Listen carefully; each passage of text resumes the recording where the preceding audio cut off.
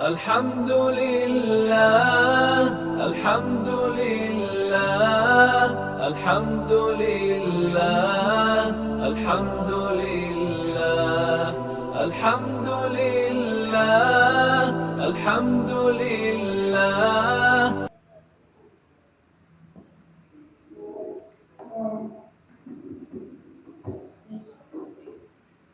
Bismillahirrahmanirrahim.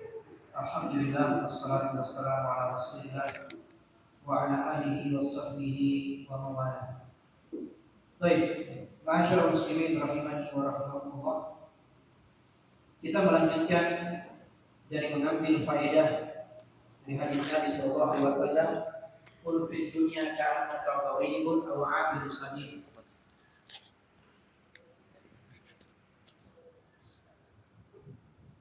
Yang pertama kita telah sampaikan. Kemudian yang kedua, au abiru sabil. Jadilah kau di dunia seperti orang yang sekedar lewat. Apa maksudnya? Maksudnya kita merasa sedang perjalanan. Maka dari itu berkonsekuensi kita akan yakin perjalanan ini akan berakhir.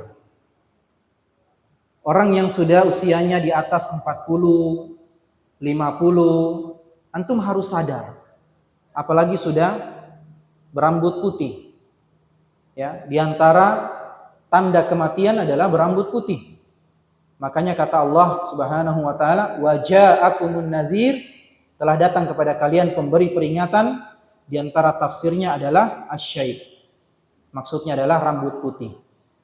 Ya. Rambut putih artinya tanda kematian. Dan Anda yang sudah berusia 50, 60, ketahuilah Anda sudah dekat. Nabi kita bersabda, "Amaru ummati baina sittina wa sab'in wa aqalluhum man yajuzu dzalik." Usia umatku antara 60 sampai 70, tapi sedikit yang lewat daripada itu. Hanya saja yang masih muda jangan juga terlalu pede. Wa kam min fatan asbaha wa amsa dohikan wa akfanuhu fil ghaibi tunsah. Betapa banyak para pemuda yang di pagi dan sore hari masih tertawa terbahak-bahak. Dia tidak tahu kain kafannya sedang dijahit. Artinya persiapan kematiannya sudah dekat. Dalam keadaan dia masih berhura-hura. Baik. Apa pelajaran lain yang bisa kita ambil dari perintah Nabi sallallahu alaihi wasallam? Beliau mengatakan, "Jadilah engkau di dunia seperti orang yang sedang lewat." Maka orang yang lewat tidak ada himmahnya, ambisinya untuk memperbanyak kesenangan dan perhiasan-perhiasan dunia. Karena dia tahu dia akan pergi.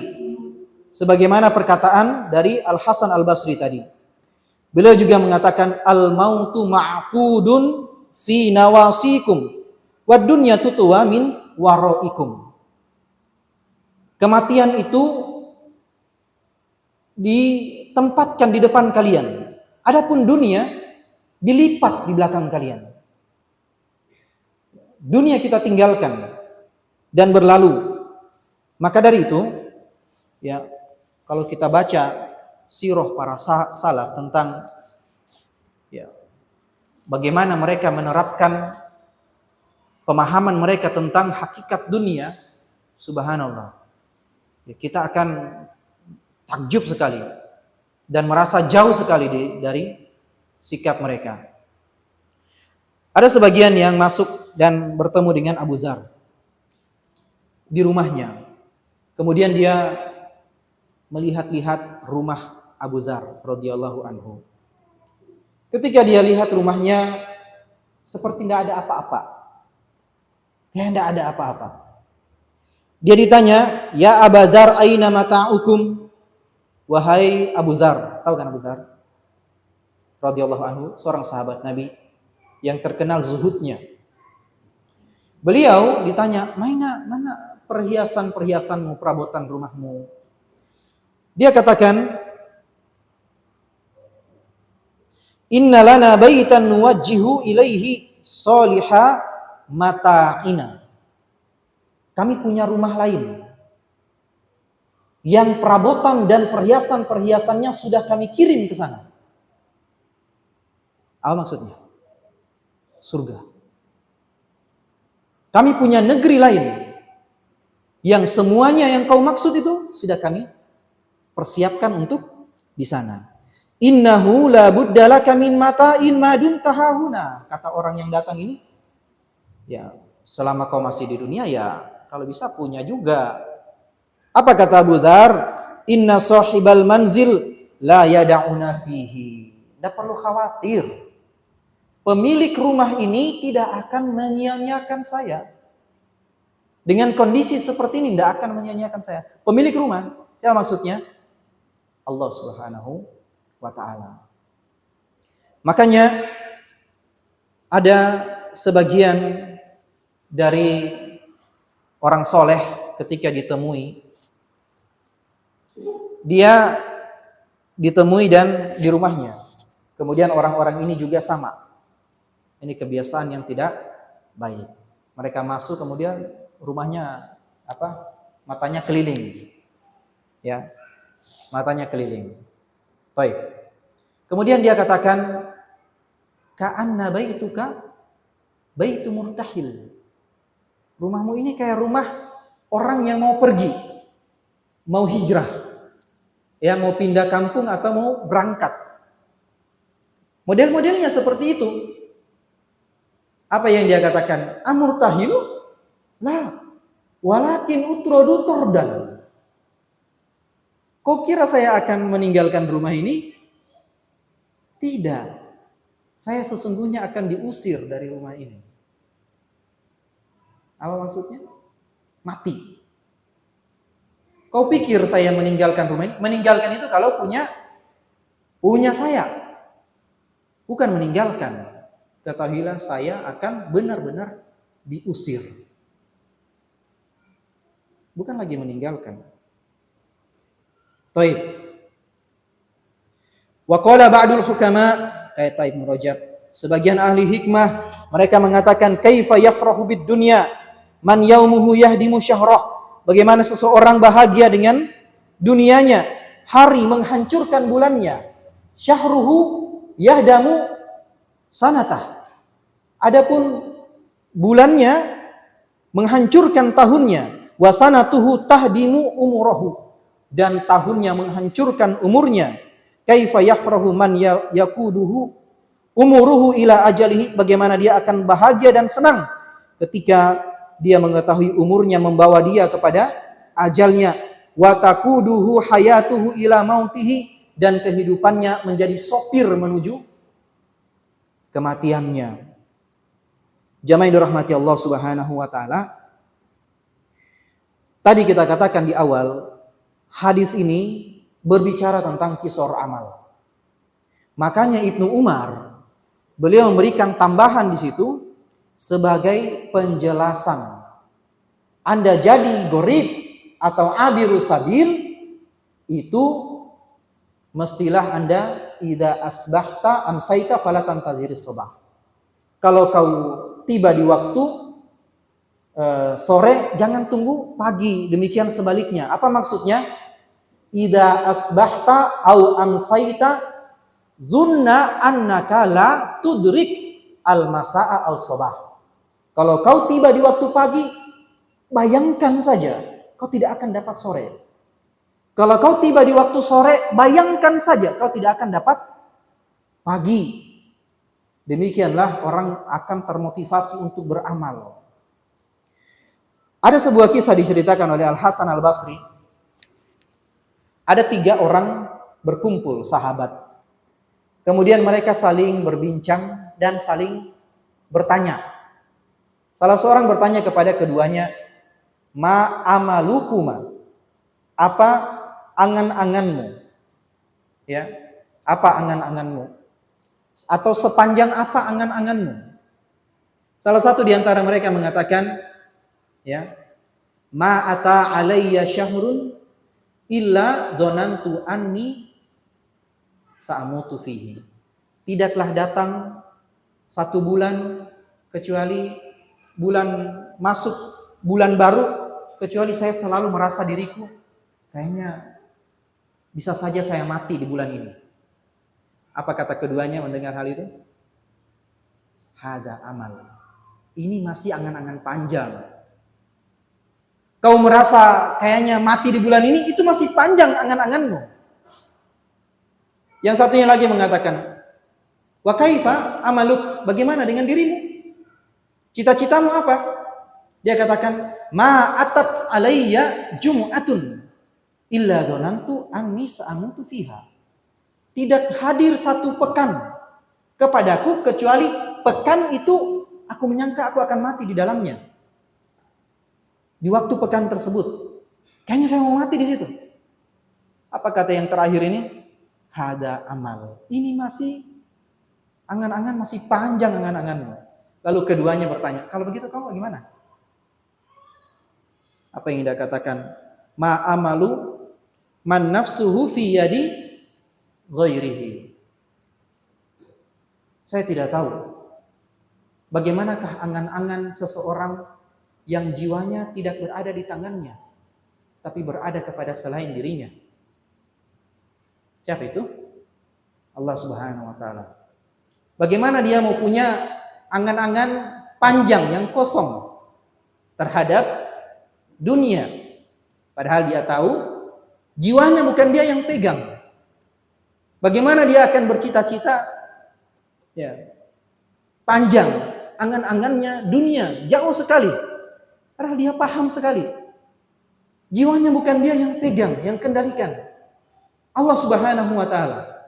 Bagaimana mungkin dia akan tenang? Kapan saja Allah Subhanahu wa Ta'ala akan mencabut jiwanya.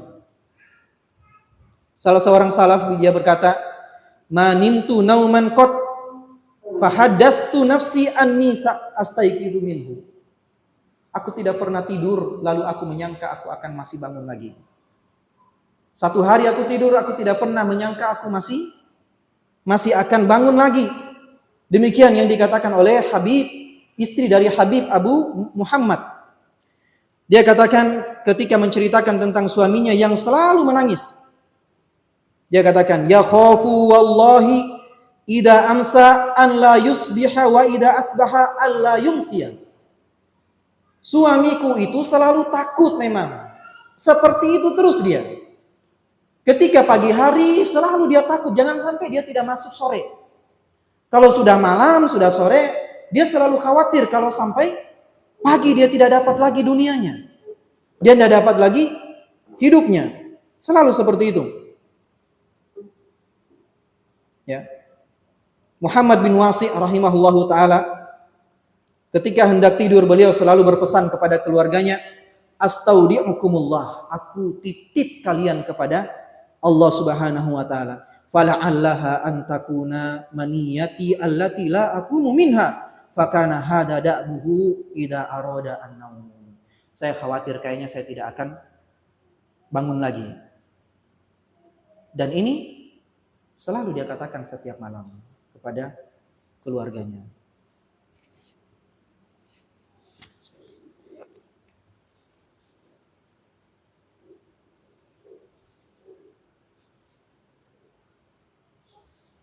Ada seorang wanita ahli ibadah juga mengatakan, ya nafsu, al-lailatu lailatuk, la lailata laki ghairuha. Wahai jiwaku, malam ini adalah malammu. Tidak ada lagi malam setelahnya. Fajtahidi. Fajtahadat. Maka wanita itu pun begitu bersungguh-sungguh beribadah di malam itu. Ketika dia tiba di siang hari, dia katakan, ya nafs, al-yaum yaumuki, la yauma laki ghairuh. Wahai jiwa, hari ini, siang ini, pagi ini adalah pagimu, harimu, tidak ada lagi hari setelahnya. Maka dia pun juga bersungguh-sungguh di hari itu. Pelajaran di sini ikhwani rahimakumullah. Ketika kita tahu hakikat dunia bukan menjadikan antum berputus asa terhadap dunia. Muncullah asar riwayat dari seorang wanita ini. Dia memang angan-angannya pendek. Tapi dengan seperti itu dia bersungguh-sungguh untuk beramal. Maka seorang yang beriman itu dia paham betul dia akan mati kapan saja. Dia selalu gantungkan kematian itu di depan bulu matanya. Kayaknya mau mati nih, kayaknya mau mati nih. Tapi bukan menjadikan dia berputus asa lalu lemah gemulai, ya. Tidak punya ruh, tidak punya semangat. Justru kalau antum paham dengan hal tersebut, antum bersungguh-sungguh. Ini yang diajarkan oleh Nabi kita SAW, optimisme. Beliau katakan, "Idza sa'altumullaha fas'aluhul firdaus." Ya, di hadis perkataan sebelumnya Nabi SAW mengatakan surga itu punya 100 derajat. Yang paling tinggi dan paling tengah adalah surga Firdaus. Kalau kalian mau minta, minta sama Allah yang paling tinggi. Bukan minta surga minimalis. Surga yang paling tinggi. Oleh karena itu Nabi SAW beliau pernah mengatakan, "Lau qamatis sa'ah." Andaikan hari kiamat sudah terjadi, wa fi yadi ahadikum fasilatun, tapi di tangan kalian ada satu bibit, falyagrisha. Tetap tanam. Tapi kan mau kiamat. Ya biar kiamat. Antum diajarkan optimisme. Maka kita paham dunia ini tidak pantas untuk kita berangan-angan panjang. Karena kapan saja kita kehilangannya. Bukan kehilangan, kita diusir darinya. Tapi dengan seperti itu membuat kita semakin bersemangat untuk beramal. Untuk tazawud, berbekal kepada perjalanan setelahnya. Ya. Yang belum umroh usahakan segera umroh. Yang anaknya belum soleh usahakan dikasih soleh. Yang antunna di rumah yang belum pakai jilbab, jangan tunggu Anda mati sebelum Anda menyesal. Karena Anda tahu hakikat dunia seperti itu. Ya. Maka bedakan antara amal dan himmah. Dua-duanya adalah cita-cita. Amal itu cita-cita, angan-angan yang tidak disertai kebaikan di dalamnya, dan itu full murni tentang dunia. Tapi himmah itu dunia, bisa saja di dalamnya dunia, tapi hakikatnya akan dia bawa menuju akhirat. Ya. Yang belum haji harus haji, punya himmah untuk haji. Nabi SAW mengatakan, "Man kanat himmat man hamma bil hasanati falam ya'malha kutiba lahu hasanatan kamilah." Barang siapa yang punya himmah, ambisi kepada sebuah kebaikan dan qadarullah dia tidak sempat mengamalkan, maka dia tetap dicatat telah mengamalkan kebaikan tersebut secara sempurna. Di hadis yang lain diriwayatkan oleh Muslim, Nabi mengatakan, "Man sa'alallaha syahadata bisidqin." Siapa yang meminta dan berharap untuk mati syahid dari Allah Subhanahu wa taala, tapi dengan jujur permintaannya. Ya, kalau ada kesempatan dia pasti maju. Dia juga bersiap untuk mempelajari jihad yang bagaimana yang diperbolehkan, yang syar'i. Jadi artinya dia punya kejujuran untuk meminta sebuah kemuliaan. Apa kata Nabi SAW? "Ballagahullahu manazila syuhada walau mata ala firashihi." Dia tetap akan mendapatkan kedudukan syahid walaupun dia mati di atas kasurnya. Karena punya himmah yang begitu tinggi. Nabi juga mengatakan, "Man awa ila firashihi summa nawa an yakuma minal laili faghalabathu ainahu." Siapa yang punya yang mau tidur kemudian dia bertekad untuk bangun sholat malam, tapi matanya mengalahkan dia tertidur sampai dia tiba waktu subuh, ya, maka tetap dicatat baginya sholat yang telah dia niatkan, tapi niat yang jujur. Ya, kalau tidak bisa bangun dia memang sudah punya niat untuk pasang alarm. Taib ikhwan rahimahni wa rahimakumullah. Wa qala Bakar al-Muzani, "Idza aradta an tanfa'aka salatuka faqul la'alli la usalli ghairaha." Demikian dikatakan oleh Bakar al-Muzani. Kalau kau mau salat, kalau kau ingin salatmu itu bermanfaat, maka bayangkan Anda sholat, tidak ada lagi sholat setelahnya. Sering perkataan yang seperti ini dibawa kepada keputusasaan kematian. Tidak dibawa kepada optimisme, kayaknya saya akan mati sebentar, tidak ada lagi sholat, maka saya manfaatkan sholat ini semaksimal mungkin. Dan ini berangkat dari hadis Nabi sallallahu alaihi wasallam, "Idza shallaita fasholli sholatan muwaddi'in." Kalau kau mau sholat, maka sholatlah seperti sholatnya orang yang hendak berpisah. Ya, sholatnya orang yang hendak berpisah. Barakallahu fikum. Demikian ikhwani wa akhwati fid din rahimani wa rahimakumullah. Mudah-mudahan apa yang kita dapatkan pada malam hari ini bisa bermanfaat untuk anak pribadi dan antum sekalian, dan ana banyak mengambil faedah dari antum semuanya. Ada seorang tabi'in bernama Haris bin Qabisah rahimahullahu taala. Dalam sebuah hadis ketika dia mau masuk kota Madinah, dia berdoa kepada Allah, ya Allahumma rzuqni jalisan sholiha. Ya Allah, limpahkanlah kepadaku seorang teman duduk yang soleh. Kemudian ternyata dia bertemu dengan Abu Hurairah radhiyallahu anhu dan dia mendapatkan 1 biji hadis dari Nabi sallallahu alaihi wasallam. Ini faedah untuk kita semuanya. Datang ke sebuah tempat, usahakan ya. Datang di kampung orang ini, usahakan berdoa kepada Allah. Berdoa kepada Allah, ya Allah, ya warisi aku, berikan kepadaku orang-orang, teman-teman, kawan-kawan duduk yang soleh. Dan itu boleh kita doa seperti itu dimanapun kita akan pergi. Mungkin kita akan bertemu dengan seorang yang membawa hadis, seorang yang mengajari kita Al-Quran. Kita akan bertemu dengan seorang ustadz, orang-orang yang mengajak kita kepada kebaikan, dan itu rezeki dari Allah Subhanahu wa taala. Sebelum saya masuk ke sini, saya sempat berdoa seperti itu. Mudah-mudahan ini merupakan jawaban dari Allah Subhanahu wa taala. Antum dipertemukan dengan saya dipertemukan dengan antum, sehingga kita bisa berbagi faedah, berbagi manfaat. Mudah-mudahan Allah Subhanahu wa taala memberikan menerima amal kita semuanya, memberikan keberkahan untuk kita semuanya, baik usia maupun harta kita, keluarga kita, dan seluruh kehidupan kita, sehingga dunia kita bukan dunia yang kita tinggalkan, tapi dunia yang kita bawa untuk dimanfaatkan di kehidupan yang sejati. Barakallahu fikum wa sallallahu alaihi Muhammad walhamdulillahirabbil alamin. Sudah ya? Enggak usah tanya.